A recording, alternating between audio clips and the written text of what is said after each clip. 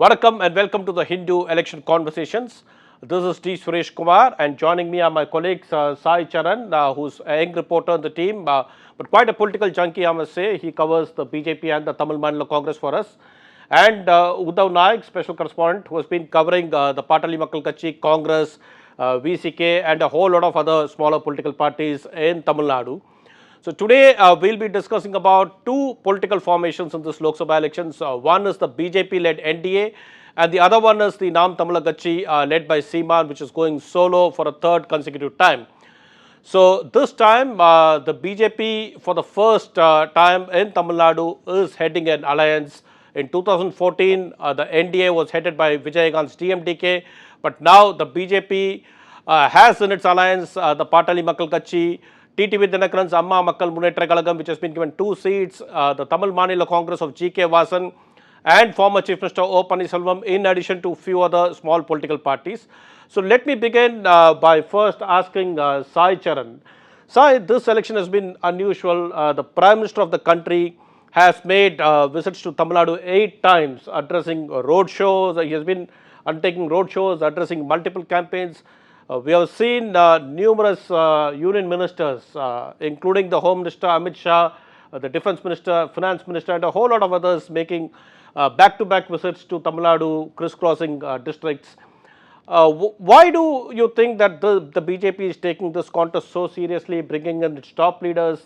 Do you see any ground-level impact of these multiple visits? First of all, Tamil Nadu has been a challenging ground for BJP for many years. They had won quite a good number of seats by being in alliance with either of the Dravidian majors. This is for the first time they have formed an alliance they are heading the alliance, as you said. So this time, after snapping ties with the AMMK, the BJP wanted to rope in all small political parties, and literally when Prime Minister was in Coimbatore, that night Annamalai and Murugan, the Union Minister and the State President, travelled to Thailapuram to sign the pact with the PMK. They literally wanted PMK to be on their side. As far as the vote transfer is concerned, certainly in the northern districts, good number of clout among 1 years. So PMK's vote bank will certainly transfer it to BJP. But on the other hand, BJP is strong in other areas as well, in certain areas like South. There it won't work. So this time Prime Minister Narendra Modi as well as all the union ministers are coming to Tamil Nadu. They just want to increase their vote share and they think that they can win quite a good number of seats. But it will be very challenging. It's not very cakewalk, but we cannot dismiss the BJP's growth in the state. So essentially the BJP's main focus will be to improve vote share from a single digit to a double digit. And you also mentioned that in South, the BJP's votes will not transfer to the PMK. I think the main reason for that is because the PMK does not have any, base in South Tamil Nadu. So that could be one of the reasons why the vote transfer is not happening there. I will move on to Udhav now. 4 weeks ago, the PMK exited the AMMK-led alliance. It was a big surprise. And instead opted to go for the BJP. For the first time, the PMK, which was an equal partner in 2014 with the BJP in the NDA, has accepted the BJP's leadership. It has agreed to contest in 10 seats. So down the line, with all this campaigning, intense campaigning going around, what difference do you think has the PMK's entry into the NDA made for the alliance and for the party in itself?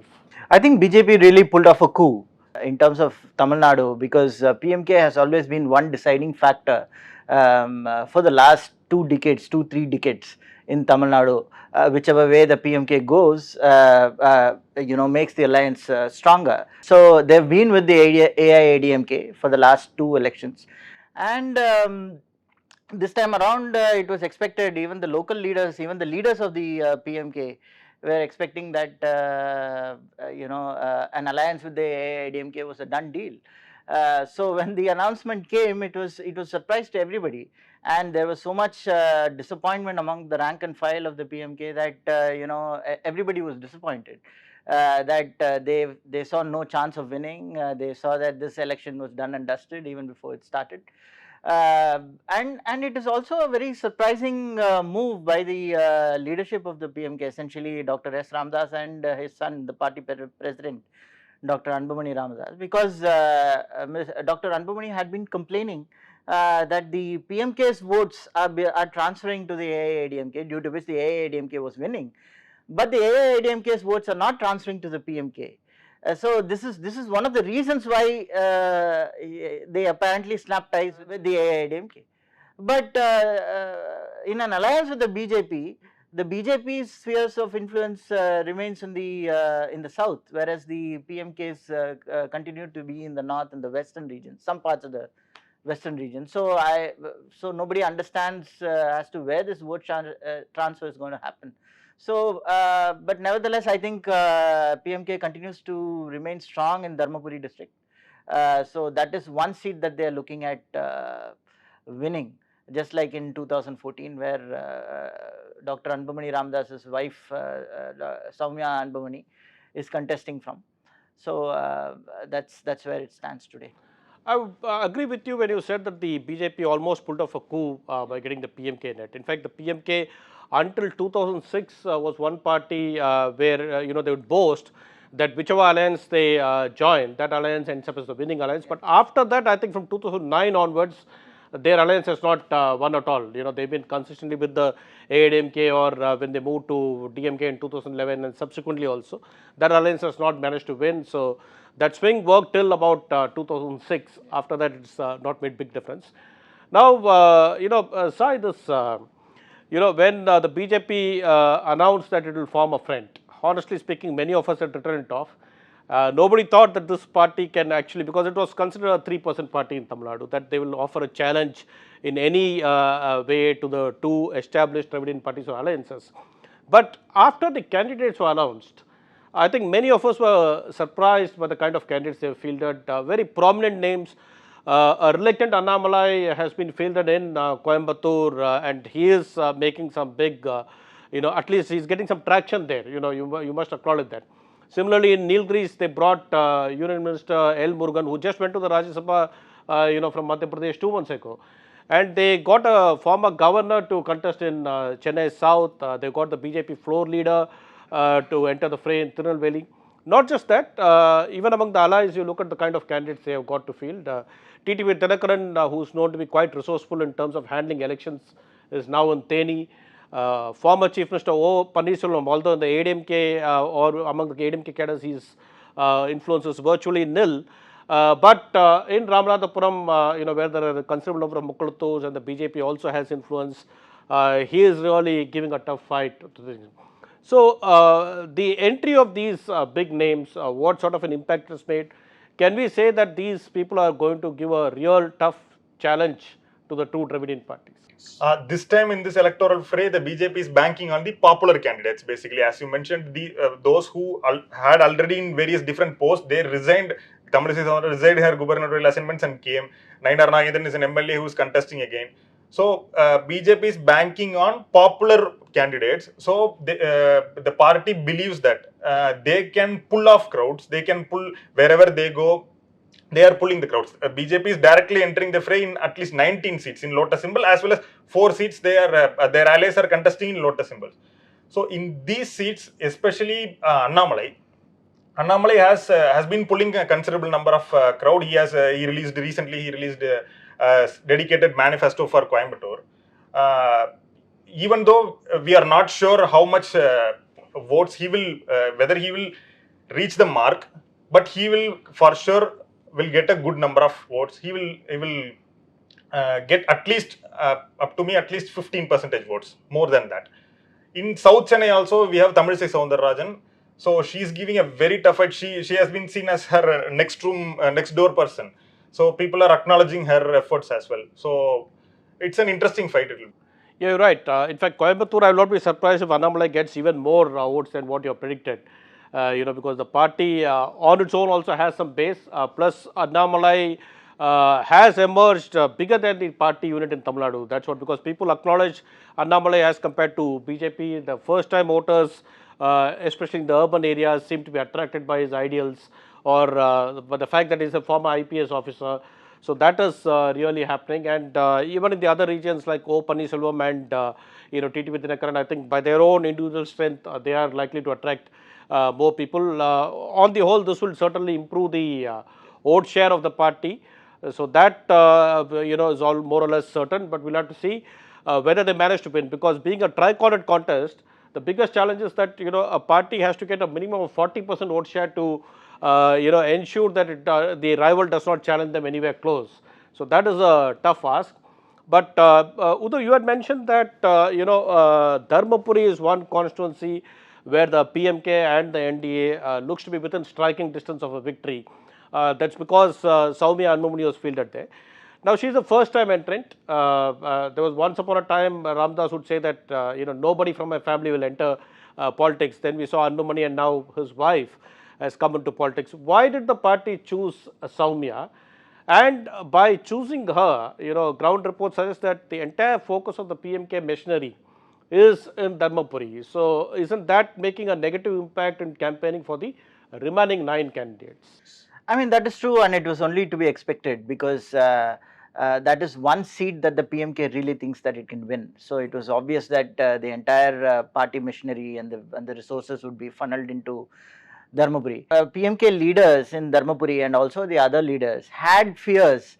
They always thought that if the PMK was to go with the BJP, then their support base would this time would support the AIADMK, because the AIADMK has built a lot of goodwill amongst the one-years who forms the the support base for the PMK as well. Because former Chief Minister Edappadi K. Palaniswamy's decision to give them 10.5% reservations for the 1 years within the MBC quota. So there was always this fear that this would happen. And in districts like Viluppuram, the AIADMK, the local leadership of the AIADMK had already reached out to the PMK when I had gone there for my campaign trails. So this was happening in Dharmapuri as well, apparently, and this was the reason why the party, this could be one of the reasons why the party decided to change their candidate, because they had nominated Mr. Arasangam first, and then Mrs. Anbumani was fielded as a candidate. Then this could be one of the reasons why, because the party wanted to keep Dharmapuri as its the base in Dharmapuri district intact. That could be one of the reasons, I guess. That's right, and I think for any other party to challenge this stronghold of the PMK, they'll have to bank on the other community votes, and that should come to them without any split. Yeah. So we'll wait and watch how it goes. Now, Sai, having headed a third front, do you think the BJP will stick to the strategy 2 years from now when Tamil Nadu goes for the assembly elections? For sure, the BJP will introspect these results. So, if BJP already had 4 or 5% of vote bank in Tamil Nadu, if they are able to double it, for sure they will head the alliance, because the strategy of Annamalai clearly we could see that he wants to head the alliance, and he wants to personally as well, he wants to drag the alliance to the victory. So for sure, I guess by 2026 also, this alliance will remain intact, and more parties of the BJP is likely to rope in more parties also. Yeah, I think so. That's going to depend heavily on the results on the vote share of the party. Now let's move on to the Naam Tamilar Kaatchi. This party has fascinated me. 2016, when they contested the assembly election for the first time, nobody really thought they'll make an impact. In fact, they ended up with about 1% vote share. But then from there on, if you look at the results of the 2019 parliamentary election and subsequently 2021 assembly election, the party has stayed its course. They are going solo, not aligning with anybody, but the vote share has gone up. Now it's about 6.5% plus. And this time again, ground reports suggest that they might actually improve on this. So, what is the NTK's mainstay? What are the main core strength that gives them the confidence to go it alone, and how do they attract the voters? I think the party completely depends on Mr. Seeman's personality, his speeches, his invocation of the Tamil pride, the great glorious Tamil past, and all of this sort of attracts the young Tamil voter, especially the rural voters, and increasingly the urban voters as well, the urban Tamil voters who feel a sense of Tamil identity and pride. But it's very difficult, and he has also taken a very he has isolated himself in the political arena, so to speak, because he opposes every party. You know, he opposes the Congress, the BJP, the DMK, the AIDMK, and all the Dravidian parties, and it's only one wonders how long he can continue to oppose everyone and keep his flock together. I mean, it's going to be very difficult to do that over a period of time without resources, without the party winning anything, because every single election comes with its own expectations, and people want to people are either rejecting a party or voting a party in. So that way, I don't see NTK continuing to be this popular going forward. But certainly this election, right, like you said, because it has certainly become an emotive issue because their symbol was denied to them. So there's been a lot of interest amongst the young people, and he's also been attacking the BJP, saying that my symbol was taken away from me. So I think this time around that seems to have worked, but I'm not too sure if how much he can improve on his vote share. But certainly I think he will keep his vote share, I think. The other interesting feature of this party is that they always feel 50% women in all the candidates, and most of them very well informed in their constituencies and all those things. So the voters of Tamil Nadu do like consistency. So when a party consistently takes an anti-DMK, anti-AMMK, anti-Congress, anti-BJP position, they would like to reward it. But at the same time, there have also been issues like the people also increasingly prefer parties in an alliance, so that they vote for people who have greater winning chances. So let's see how this plays out. Elections are just about another 4-5 days away. Friday, Tamil Nadu goes to the vote for the first time in the first phase of this Lok Sabha elections in the country. So we'll catch up on another conversation. So thank you, Udhav and Sai, for joining me in this conversation. We shall meet you again with another election-related conversation. Until then, the D. Suresh Kumar signing off. Thank you.